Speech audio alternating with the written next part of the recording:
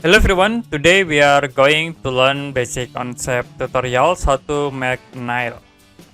Click sketch, I will choose front plane, and in it I will draw with this line tool. We create for the simple sketch, and create sketch like this. Then move to the bottom to connect.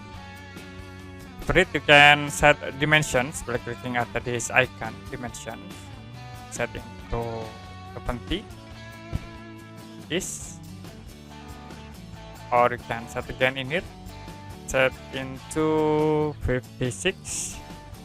If you done, you can click OK.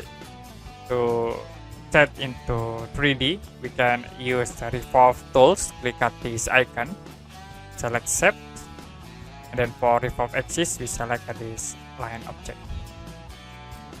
Okay, for it, click OK to apply.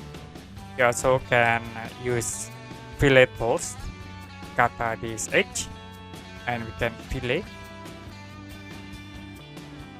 Like I will set into 1 for radius.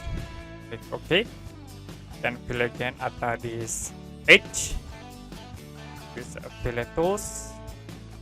Okay, and fillet in the top here. Okay, that's it for basic Onshape tutorials how to create a simple nail. And if you have any question about this tutorial, you can comment below this video.